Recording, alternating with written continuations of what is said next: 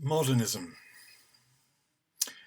Modernism and Pope Pius X are associated together because he was the one who led the main assault on this, what he called the synthesis of all heresies. Modernism we find in all sorts of disciplines, in literature and music and architecture, as well as in the world of faith and spirituality and in theology. What modernism tends to do, as its name suggests, is to start the world afresh, to start the world from year zero each time. It neglects what we call the tradition, the canon, the things that have brought us to where we are. And that's, again, as I say, in literature or music or art or town planning or architecture or theology.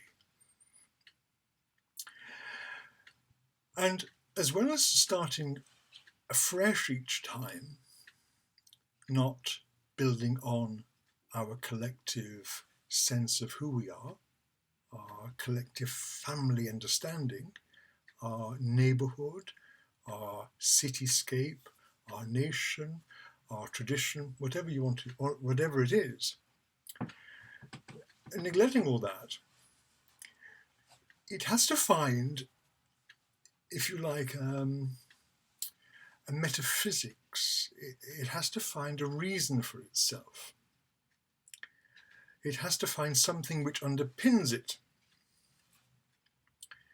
And what it does, the thing that underpins modernism, is me.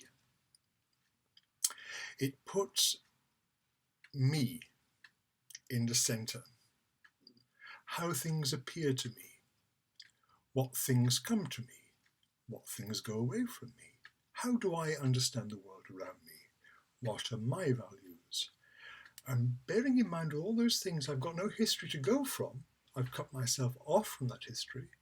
I'm just starting as this isolated me. I'm not even bothered about you particularly. I'm not even bothered about what other people need or want. Modernism is essentially very selfish.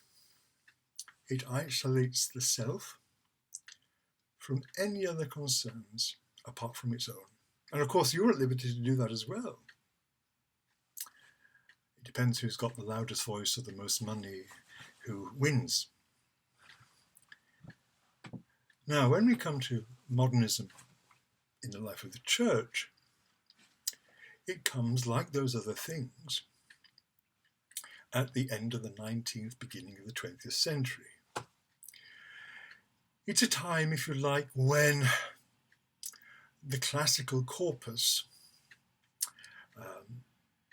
the inheritance of the Enlightenment, and then its reaction of Romanticism, they became heavy and cloying. We wanted something fresh. We want something new. We want something which wasn't stuck in the past.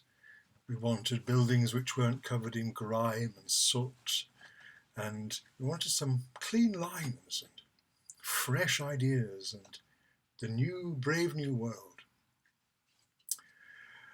Well, that is pretty much a disaster when it happens. It's a disaster in every way imaginable. It creates things which are ugly, which are untrue and unthinking and not good because they just think about myself. I'm not bothered about anybody else. I'm not bothered about the outcomes of them either. I'm just interested in what I think. And I'm going to create this whole structure about what I think. And what I think is determined by the fashions of the time.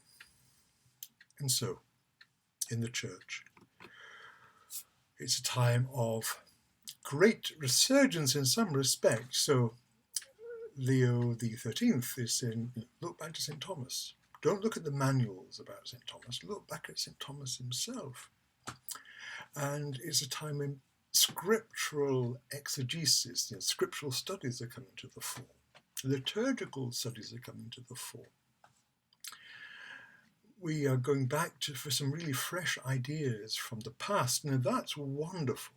When that happens, it is wonderful. But what a heresy does is to take those things and twist them round. And so,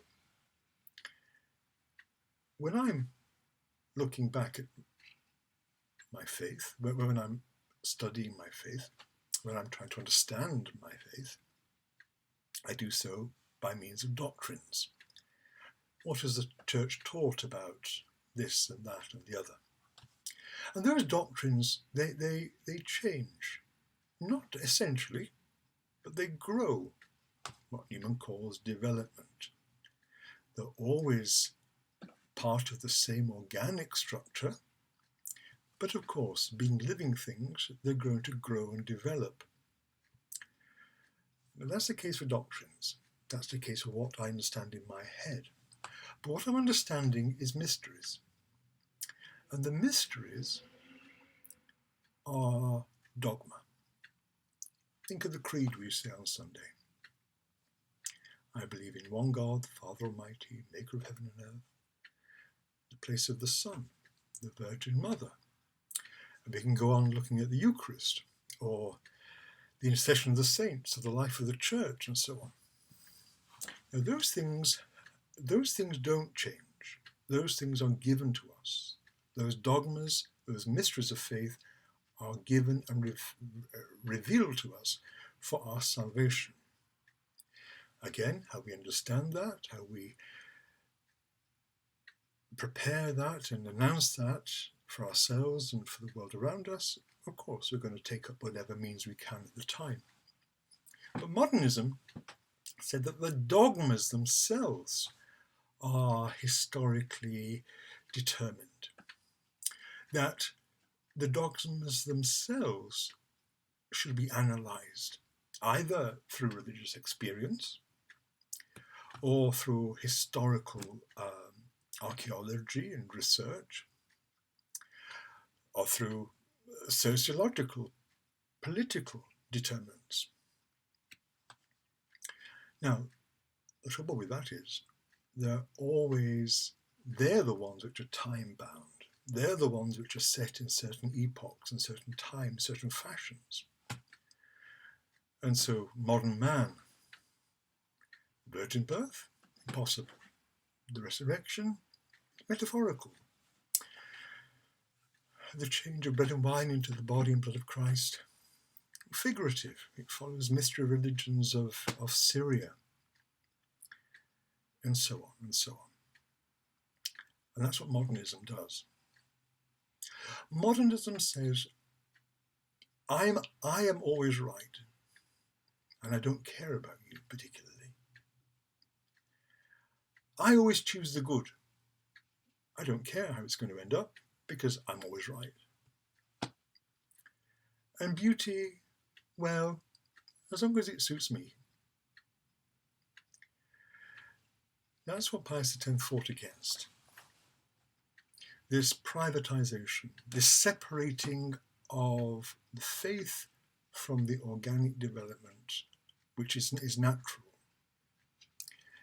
It creates a sort of Frankenstein's monster, a thing you put together from things you found, things you like, things you suit you, your worldview. And then you bring it to life, and then it destroys you. So fighting against modernism is really important. We fight against modernism because we care for our neighbour. We care for the common good. We care for the past. We are not at the year zero. We're not Stalinists. And we care for what's beautiful as well. We live together. And the things we see in the world and the beauty of our faith raises us, makes us bigger than we are. Modernism is cruel, as well as being false. But it's found everywhere. Thankfully, the backlash is really starting now. So that's not to say we neglect inspiration from the present, but we don't make it into a god. Pius X, pray for us. May your guardian angels enwrap you and enfold you and whisper good things in your ear and look after all those whom you love both in this world and the next. God bless.